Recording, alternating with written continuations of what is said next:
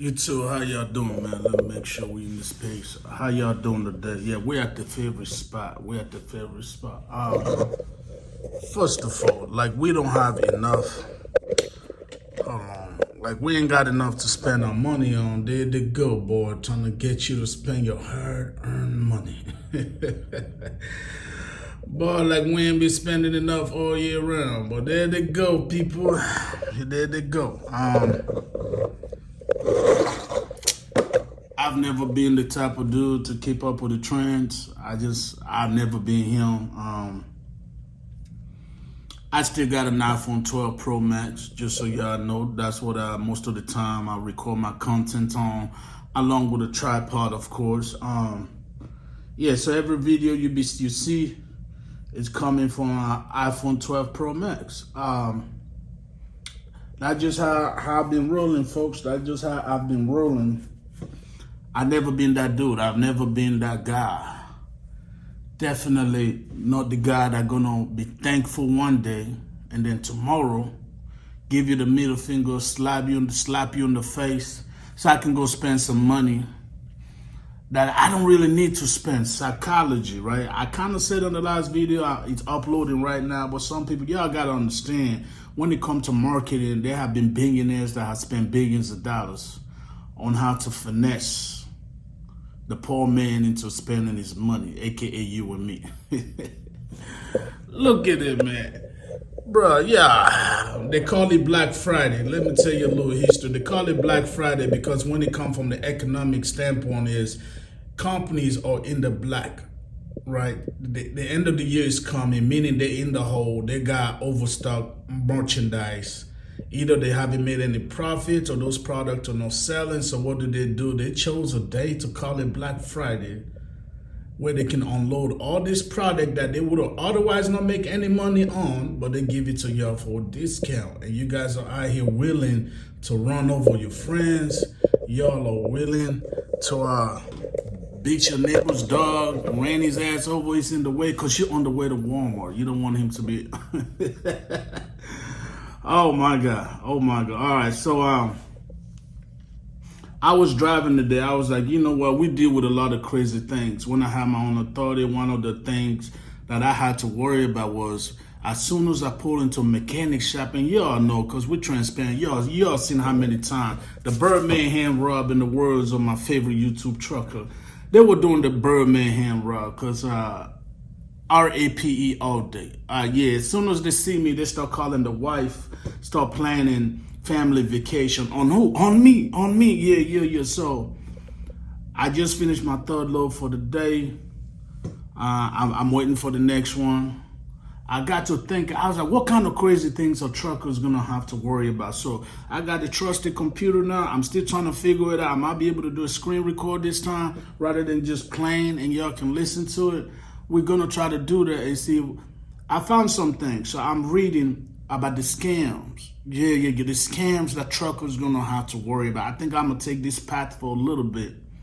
I'm gonna take this path. I'm probably gonna do a couple videos just to inform you, especially if you're an owner operator, if you're one truck pony, or 4 or 5 trucks, the kind of scams you gotta worry about. Or this is a scam that affect the trucker, the motor carrier, it was affecting me, or it could have affected me.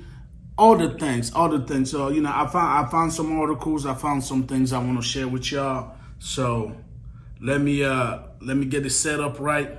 I'll bring y'all in, and let's hope I can figure this screen recording thing, and let's hope I can figure it out how to drop it to us, and we're gonna go from there, YouTube. All right, y'all hang tight. Just hang tight.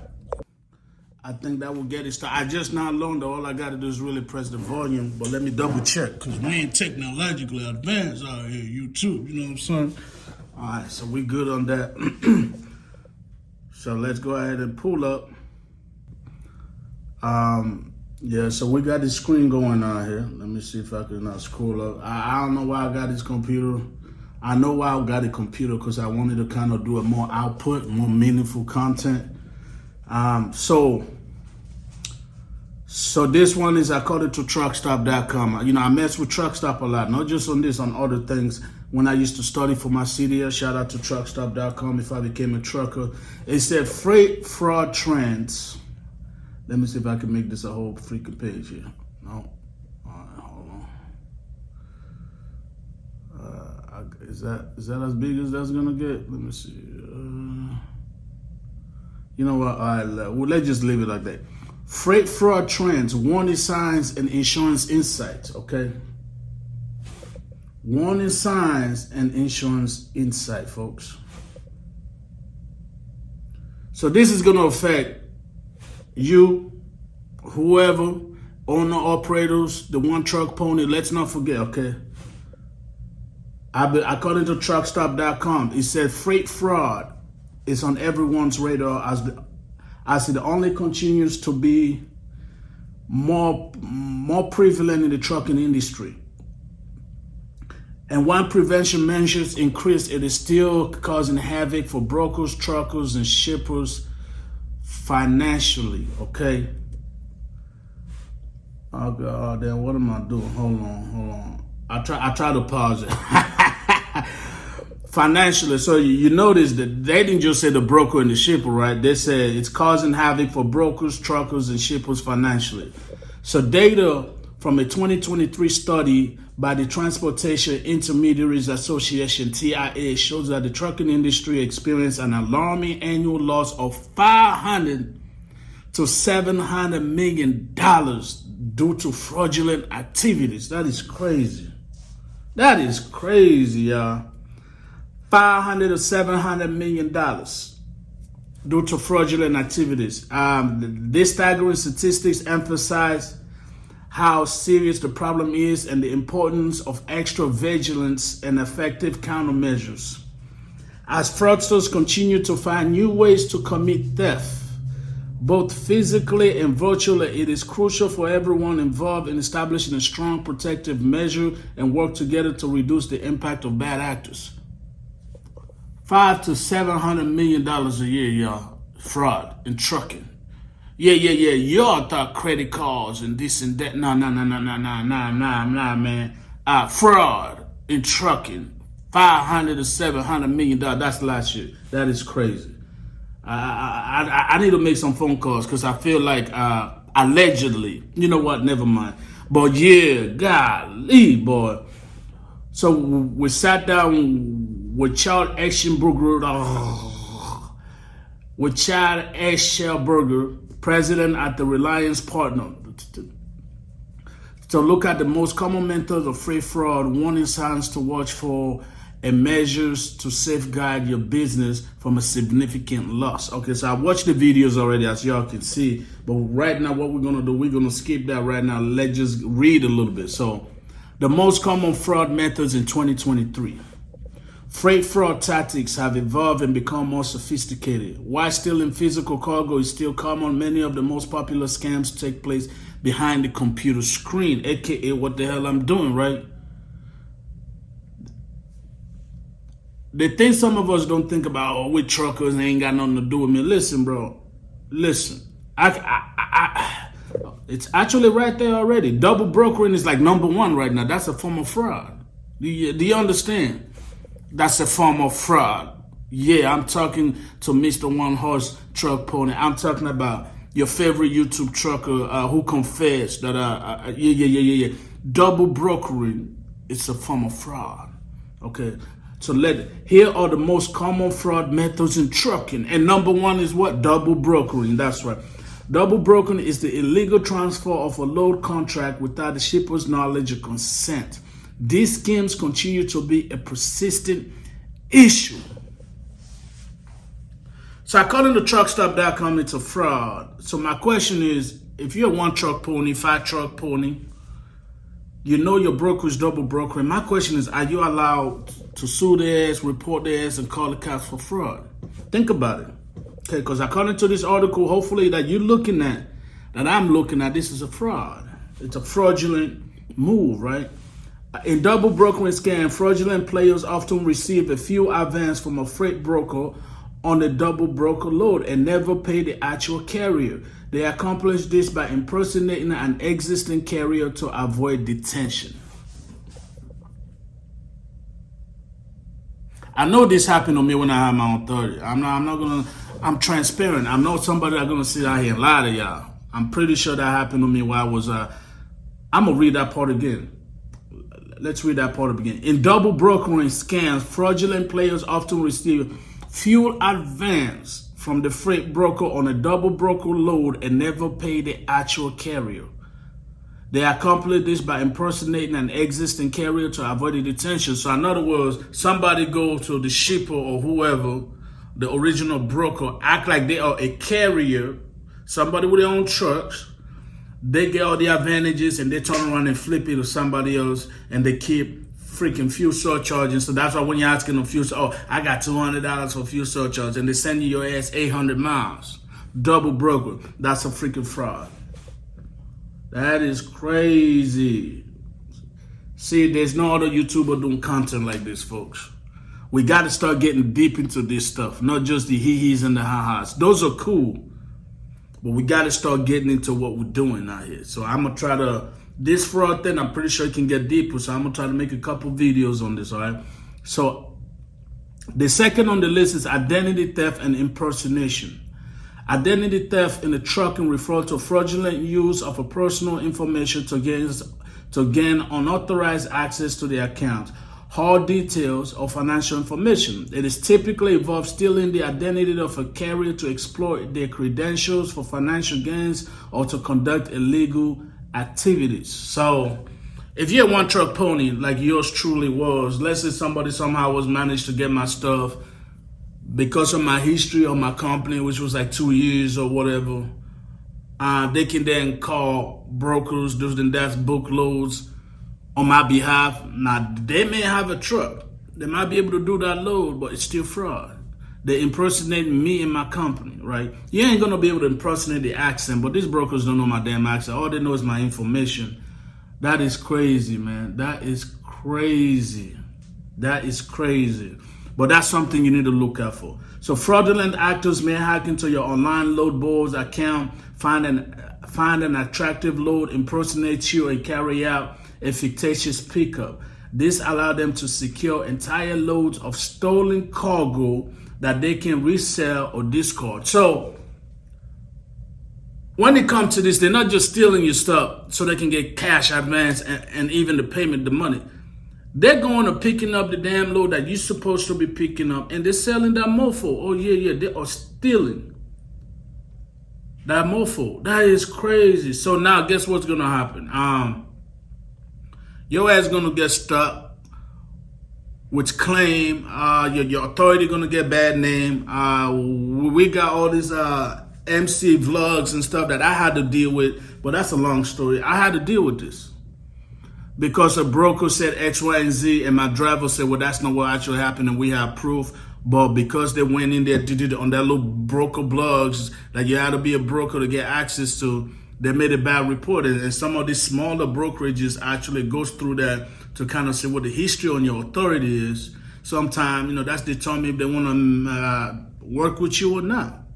So these people are going to tap into your things, book a load, go pick up the load, sell that mofo, and call it a day. And you're stuck with it. Good luck proving otherwise.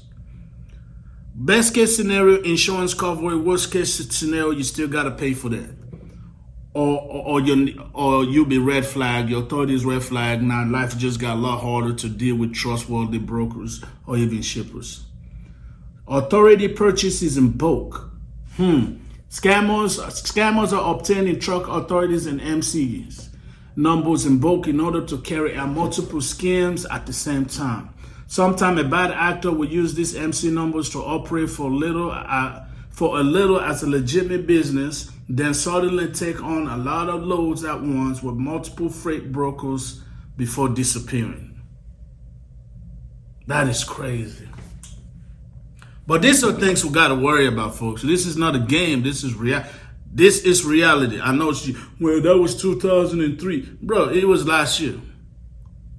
So you got people out here buying MC numbers in bulk, run the business for 4 or 5 months legitimately. I know they'll pick up a load, deliver, and once they build that trust, they just hit them hard and disappear. That is crazy. Red flags to look out for. Fraudulent players in the freight industry often go undetected until it's too late, making it crucial for brokers and carriers to be vigilant. When looking for loads and brokering deals, watch out for common red flags that could indicate fraud. Okay, so here you go. They broke it down for you to look out for. Now, this is if you want truck, any carrier though. Any carrier. I'm just talking to my people because some of us ain't got 100 trucks. If you got 100 trucks, you wouldn't be on my channel, right? So this is, they got it right here. All right, so third-party app requests. Okay, sometimes scammers will reference an actual load or personal details in order to hook you, and then offer a large sum of payments via a third-party app like Cash App or Venmo. They may ask for your login credential in order to complete the payments, but this should always stand out as a red flag. Legitimate partners don't need your credential and will pay you through professional channels. In other words, you do a load to somebody, they're trying to pay your ass through Cash App and Venmo, and you don't know them personally, you ain't never deal with them, or even if you have, because don't forget, earlier they said these people will run legitimate business for a little bit. That can be on the broker side or on the MC side before they start scamming, all right? Load confirmation. Another red flags to look out for is suspicious load confirmation emails.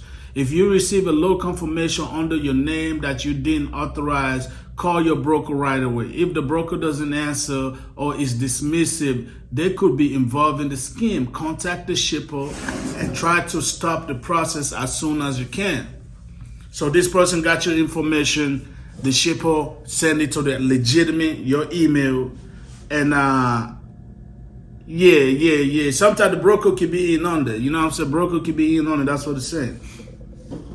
Rates too good to be true. And this one right here, for me personally, I feel like that would have been my Achilles heels. Because the way the rate is right now, if the rate is too good, you really ain't going to think 2-3 times before you pull trigger on it. But let's read what they said.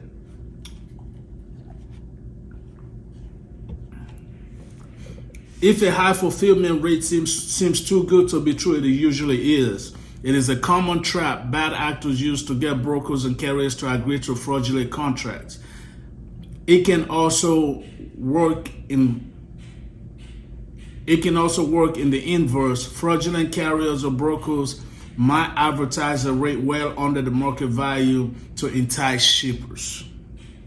Okay, Gmail, Hotmail account. Another current red flag is the use of Hotmail or Gmail account. Most reputable freight brokers have their own email domain names. So watch out for generic accounts. Always double check email addresses and other contact details when communicating with partners to look for misspelling that could indicate suspicious activities. So in other words, if the broker, whoever have the Gmail, just be careful. That's all it said. How does insurance play a role in fraudulent protection? Now, I watched that video. I think this is where old boy come in, but you're gonna see. We're gonna watch the video together, y'all. Insurance can be very beneficial too.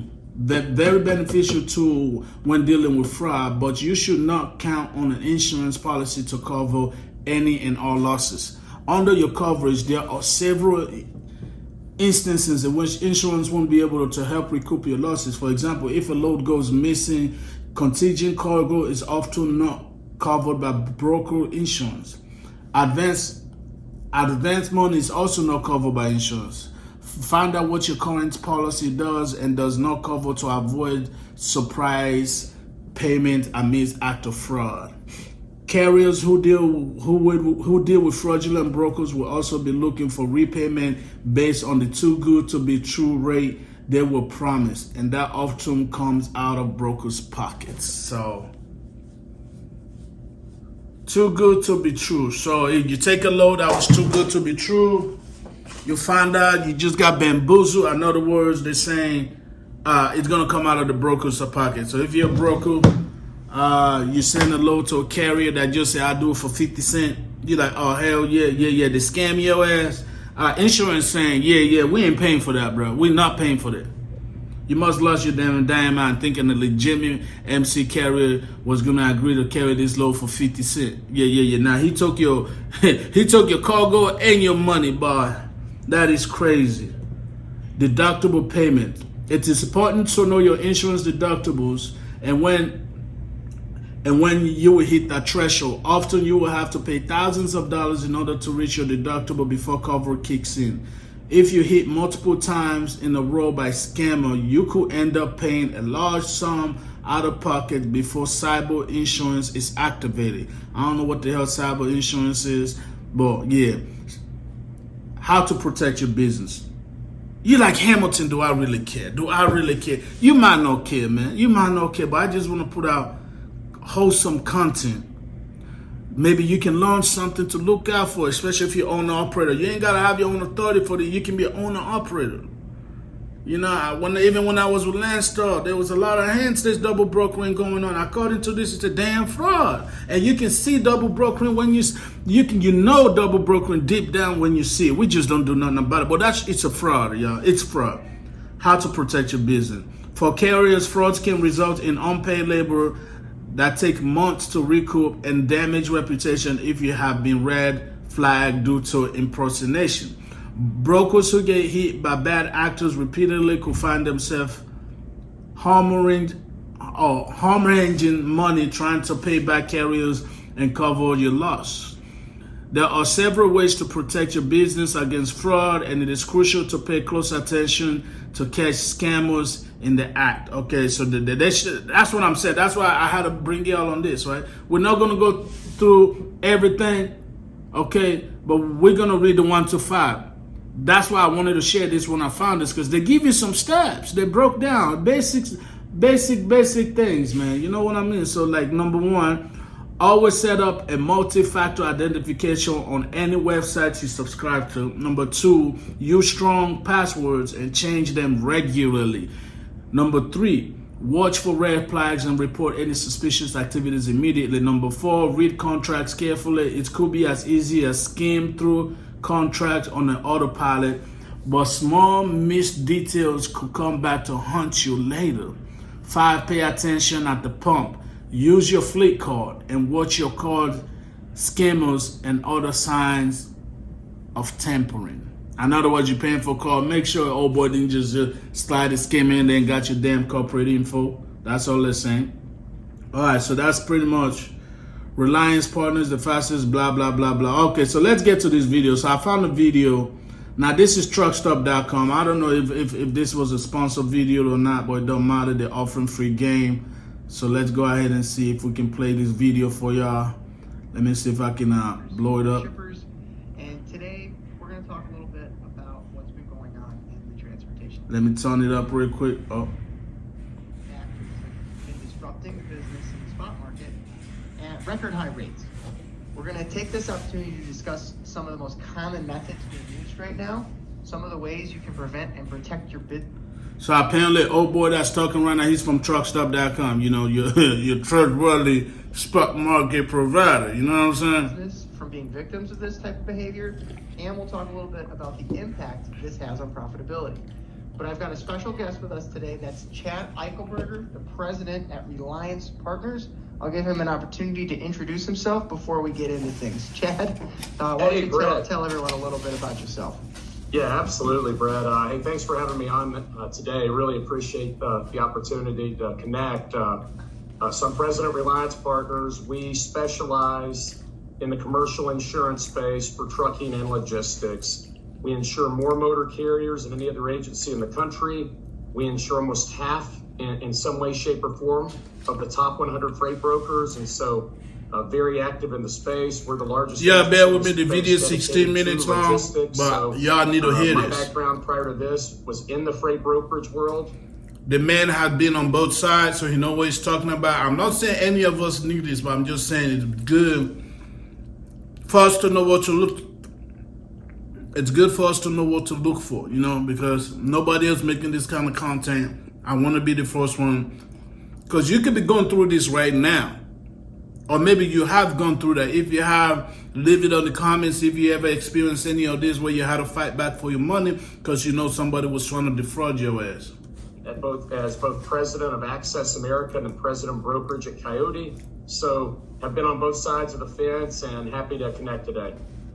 Perfect. So Chad, we'll get right into things. Right now, what are some of the most common methods of fraud being utilized by some of these nefarious players? I'll keep it simple. What are the most common methods you're seeing right now? Well, I think one, everybody in the industry is aware of the double brokering issues that have been persistent. We've seen that grow significantly over the past, call it 12 to 18 months. Everybody's well aware that's affecting the space. And, we're also obviously seeing a lot of identity theft or impersonation that's happening, leading fictitious pickups.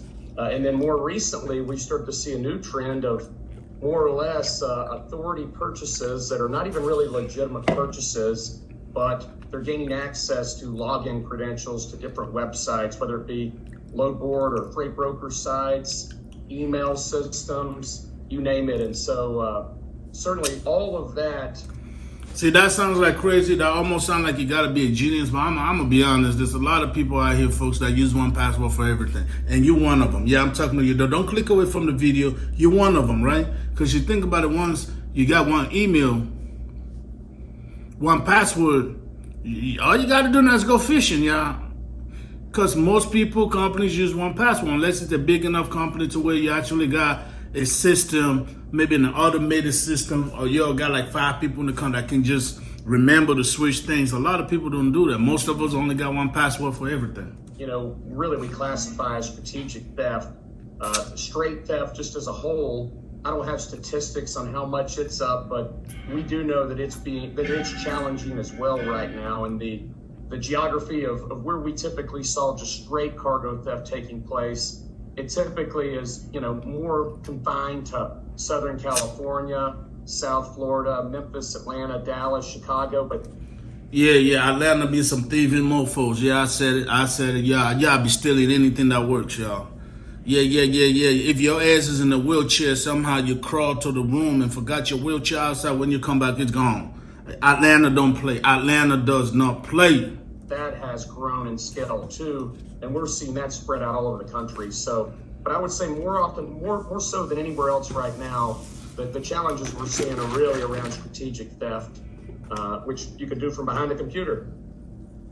Yeah, the world's certainly changed in the last 4 to 5 years, and being able to do things from behind a computer has made it a lot more easier. So I'm sure that's probably playing a role in some of these types of behaviors. Are there other factors that seem to be playing a role in how or why we're seeing an increase in this type of behavior? Yeah, I think before, if you go back several years ago, you didn't have, overseas entities that were going after this type of fraud. Before, you had cargo theft rings that really were targeting loads, and occasionally there would be an inside job where maybe a driver or trucking company was in on it. But now you've got a lot of individuals that realize, the goal can be stealing the cargo. The goal can be getting an advance from a freight broker on a double brokered load and not paying the carrier. The goal can be to do both. So we're seeing lots of, and the goal can be to profit by taking a load at X and paying somebody else and just purely be a straight double broker play. But more often than not, the goal is to steal the cargo and maybe along the way get paid for the load. And as a byproduct of that, the freight broker oftentimes is left on the hook to pay the legitimate carrier. So that's what we just read, right? We just read that. So he said they're going to scam your ass, steal the load, and then the legitimate broker is going to be on the hook to pay the carrier, right? Yeah. So if you're a broker messing with a fraudulent carrier, or vice versa, you're a legitimate carrier messing with an illegitimate broker, somebody's gonna pay, right? So in reverse though, if you're a legitimate carrier dealing with a fraudulent broker, more than likely, man, you're gonna have to credit that to the game. You're gonna have to credit that to the game because you ain't getting that money. You ain't getting that money. That's why I want to put this out here.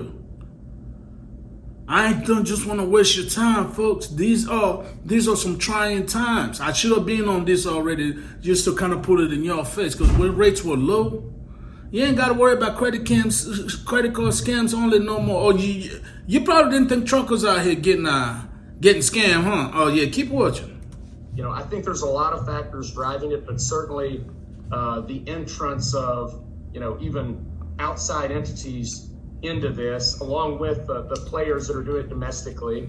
And you're seeing a lot of even authorities that are being purchased in bulk right now that are, and sometimes they're operated for a period of time as a legitimate business. And then suddenly at one time, they go and they hit fast and they take a lot of loads at once and That one is a freaking genius. The 48 Laws of Power. That's a 48 Laws of Power move. Patience, right? You got your target, you got their guard down. When you're ready, you hit them fast. So they pretty much got people, let's say you get like 5 authorities, you're pretty much agent 6 months to 1 year, to where you're doing legitimate business. The authority already growing. Let's say you're F around or 5 carriers hauling cargoes, let's say for like C.H. Robinson, right? For an example. After a year, you got that day set. You got all the damn truck loaded. Cargo, $1.2, $3 million collectively. You just disappear. That's what they're talking about. And that can happen on you too, man. You know what I'm saying? That's going to hit the broker more, but vice versa. Vice versa. You got 30 trucks. You be dealing with a fraudulent broker like forever, okay? He's doing business, and then all of a sudden one day he hits your ass, load all your 30 trucks, you deliver, boom, that boy disappear, take the money from the shipper, you ain't never gonna hear from him again. With multiple freight brokers, and then they disappear. And so, unfortunately, they've grown in skill and they've grown in sophistication.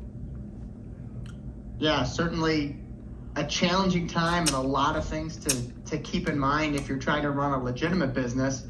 So what are some things that these legitimate business owners can do to protect themselves from being taken advantage in some of these schemes?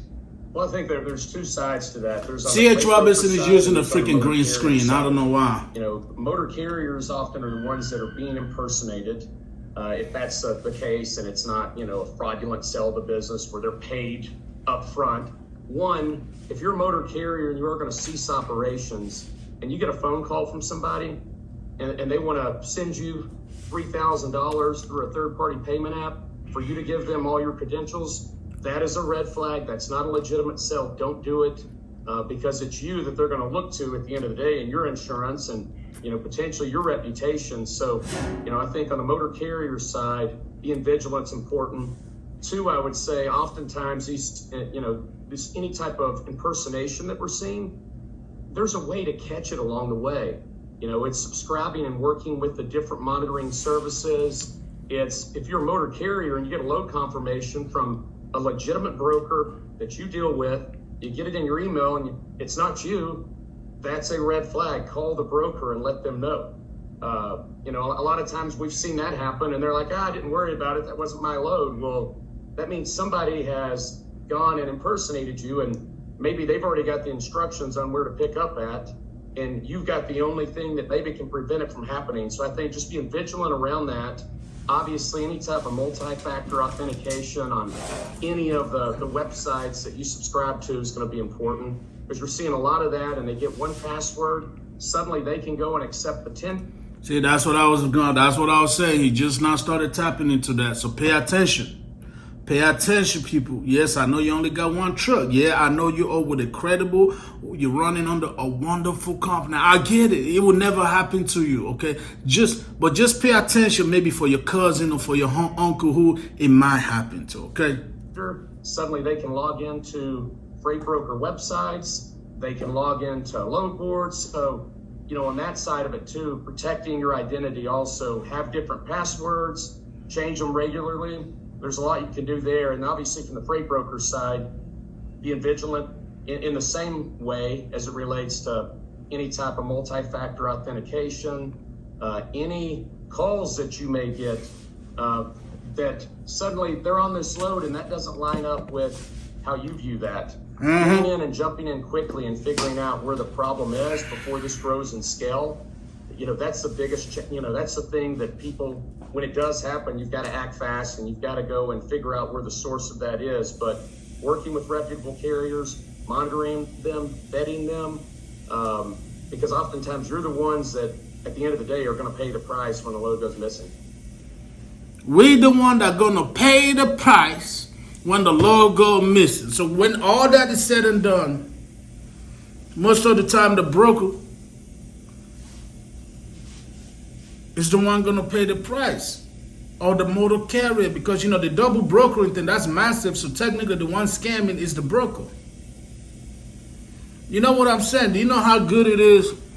You got 10 trucks, you build a relationship with a broker, and he's like, yeah, I'm gonna keep you on this lane. You think it's a legitimate broker, and then they turn out to be fraudulent. They're gonna hit your ass hard, man. And some of you people that got some bread stack, some of y'all do this whole, I get my money in 30 days. Oh man, they love that. Oh man, instead of using a factoring company, actually that's a whole different story. Imagine if you're using a factoring company for those loads, and the broker said, well, we come in an arrangement, they don't get paid for 30 days. Within that 30 days, you don't rent 60, 70 loads for this man, because he filling your 5 trucks going back and forth, back and forth. Back and forth. You expecting this buku load of money. When it come pay time, factoring companies like, CAJ, we noticed that the broker ain't paying. What's going on? Somebody's gonna pay. It just ain't the one scamming. Yeah, and I'll echo your points regarding the password situation, because we obviously in the channel side, I work with a lot of different partners, and even for my personal life, I know you've got a password here, a login here, a login there, and a lot of people, they do use the same email and the same password for multiple sites, and I think the fraudulent players are starting to figure that out. So if there's a breach on one site, they're trying these, are they just essentially then trying those passwords on your other sites and saying, oh, I got in here too. So if you find out there's a breach, they been figured that out. It's just the fraud was happening in different aspects of our lives, but not in trucking. That's why you don't think you're susceptible to scams, to fraud. That been going on. They've been on the game for decades. They just never came into trucking. Like old boy said right here from the insurance people thing, the guy on the left on the screen, the one without the headset. He said originally fraud was just stealing physical cargo. You go stop at a truck stop, they come snatch your shit, call it a day. Now they're getting smart. Why not just do, I think it's known as victimless crime, right? Because there's no physical harm. Oh, they got insurance. You know the typical nonsense we always tell ourselves, right? Why not just do that? Why not just get a truck and a trailer and scam this motherfucker behind the computer? Yeah. So, but they being known about the password, they were just stealing your credit cards and your identity and left it at that. But now, they're going after trucking. Now, once again, you might say that's 2023. Let's finish watching the video. I got something else for y'all. you're going to have to change all your passwords, unfortunately, or try to find a way to really keep those in check. It's a simple thing to do. Can be a pain in the butt, but we have heard from partners that type of thing is occurring.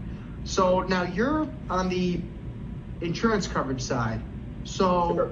I'd be interested. I want you to pay attention to what the insurance man is about to say, how they come into play. This the insurance man now. After your ass gets scammed, bamboozled, hoodwinked, left for bankruptcy, he's your last hope. Now listen to what he about to say, people. Listen to what the insurance man about to say when the Nigerians don't snatch your ass because you thought he was a prince, okay?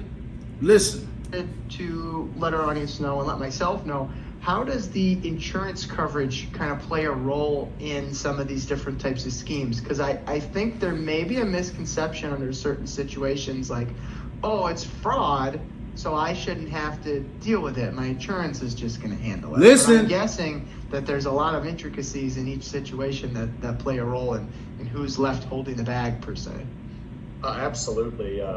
There's some, I think when you really go and look at this high level, you've got the cargo, piece of this. And so that load goes missing. If you've got contingent cargo today, that very well may not be covered because generally speaking, contingent cargo oftentimes is contingent on the insurance of the motor carrier. The motor carrier doesn't have insurance here because it's fraud.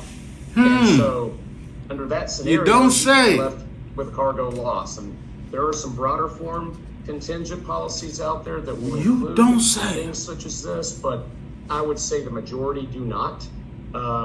You've also got the ability to buy a primary cargo form, which is what we encourage every freight broker to be on, because that is going to respond, generally speaking. You got to understand your policy, but that policy is going to act on its own and subrogate back against the motor carrier when they have grounds to subrogate back. So the cargo loss certainly can be insured. The loss that really it's a question of circumstances is, let's say you are hit multiple times and you've got a broad cyber policy. There is an opportunity for cyber to respond, but typically there's a retention or deductible involved, and it's got to rise to a pretty large level for cyber to kick in and for you to have actual damages.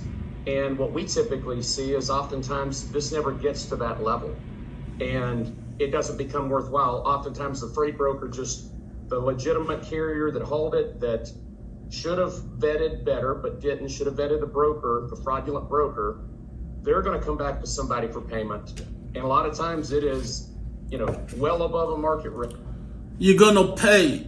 Yeah. So the insurance you were hoping for gonna pay for you getting hoodwinked, bamboozled, because you got distracted by some fat booty in front of you. Yeah. Nah, they're gonna have to steal the whole company. Oh yeah. They're gonna have to steal 300 trucks worth of cargoes for the insurance to say, all right, man, all right, we got you. We'll come in. Yeah. That's pretty much what he's saying. Otherwise, you're paying the piper. You are paying the piper. And you got a choice. You generally have to pay that motor carrier. And oftentimes that is straight out of pocket. And so I'm not saying that's not insurable, but it's got to rise to a pretty large level and you're still going to be on the hook for a significant portion. In anything you're out in advance money, we typically don't see that as something that is insurable unless it rises to large levels. So a lot of times the money that you're out, it's going to be, you could be hit for $50,000, $100,000, but it may not rise to the level where a cyber policy is going to kick in. Okay, and I think I heard you kind of say some of these or a lot of these situations that the carriers find themselves in might be related to, hey, I'm taking a load that's above market rate. So I think you said it earlier. This is the part that I said I would have fell into, especially in this market right now. So pay attention. The other important thing is, if something feels off or something feels too good to be true, do your vetting. Because yes, there are great loads out there, and you can find these. I mean, that's why why a lot of people are in the spot market space. But again, I think it goes back to what you're saying, and I think what I've heard on other types of advice forums is, if it looks like a duck and quacks like a duck, let's take a closer look at that. There's something off there. And if a freight broker, most reputable freight brokers do not use Hotmail and Gmail. If suddenly a very large freight broker is sending you a confirmation from Hotmail, that's not legitimate. So some of this is just the litmus test of, okay, something seems off here. And, at the end of the day, the freight broker and the motor carrier have got to work together here. And generally you can go back to something and you can find a scenario where it was preventable. But there are some out there right now that are very challenging when you've got a legitimate motor carrier that suddenly goes the other direction, and maybe it's a fraudulent sale of the authority for an amount that's sent to them because they were going to go out of business. I want to fast forward this, but then I don't want to. I want to record the whole thing just so we can really get this. And they can then operate with all the credentials. That becomes much tougher to detect. There are certainly areas and ways that you can go and help prevent it, but it gets a lot more challenging when you get to that type of scenario.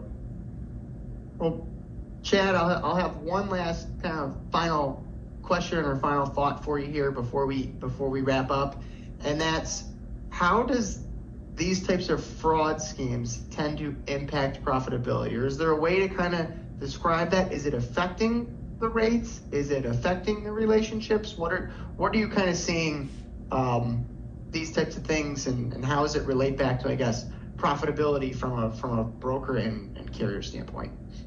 Well, I think from a broker standpoint, obviously where we're seeing it, we're seeing the profitability more impacted there in that, one, you have a potential for loss of revenue with the shipper, because if you lose a dozen loads for a Fortune 500 company, I've been in the brokerage world before and I've experienced this. Listen, You may not have that shipper for a while. So there's that piece of it that obviously that's the most dramatic impact. But two, generally there's a deductible attached. You're paying that, even if you have primary cargo, you're paying the deductible on each load. And so that can add up, especially for a larger 3PL taking on a larger deductible.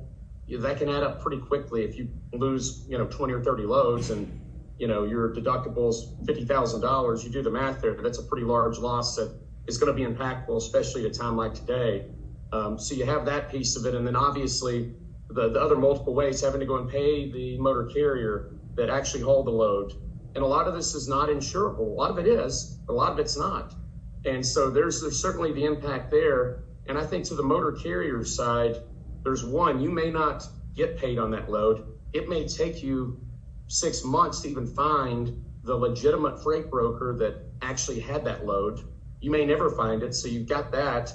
You've also got the reputational risk out there of being listed or flagged in a lot of these carrier monitoring systems and not being able to get future shipments. So I think it's more reputational on the carrier side, but certainly there can be an impact to revenue as well if you're not able to recover. Perfect. Well, Chad, I really appreciate your time today. Before I go, if you want to learn more about Reliance, you can actually find their listing on the Truckstop Partner Marketplace. y'all heard the man. Y'all heard the man, okay? Y'all heard the man. We're going to stop this video right here because that's pretty much it right there. We're not going to stop this video, but we're going to stop that one because I found another one.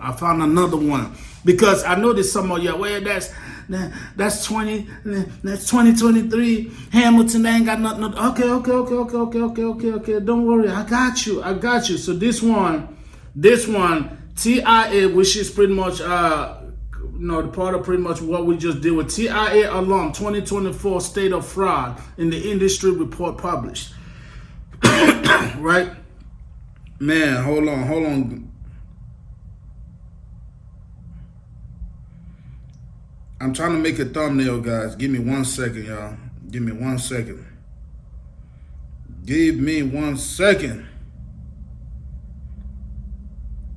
Because I'm trying to make it thumbnails. You always got to multitask out here because I'm trying to be more consistent than I was a while back. You know what I'm saying?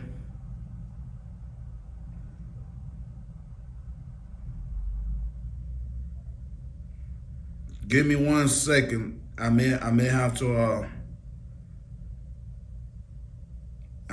finish this later so we can get to this right here, folks.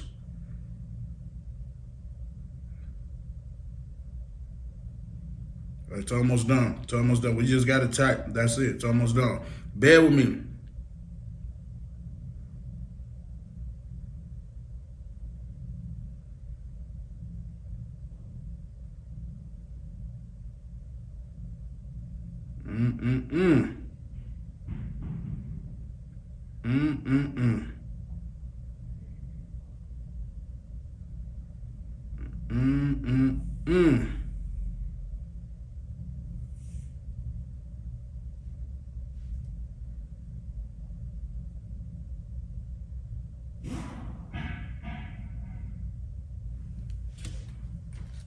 All right, we're done. See, because y'all OGs, y'all can get a sneak peek of the thumbnail. That's right. That video is already uploaded. Bam, thumbnail is done. Let's get to this video. Now, TIA sounds the alarm. 2024 State of Fraud in the Industry Report. Here we go, people. Here we go. Now, this is this year now.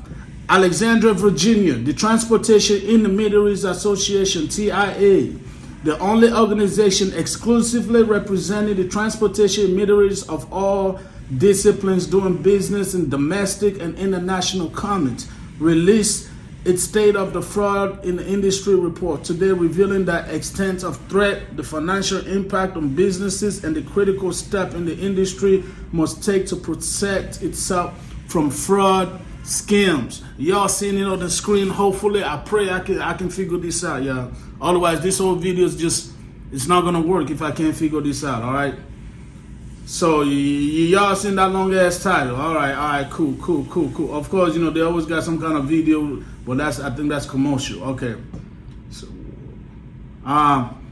we are an industry under siege right now, and we are not getting the support from government and law enforcement authorities to help us combat this surge on the supply chain, said Ann Rink, president and CEO of TIA.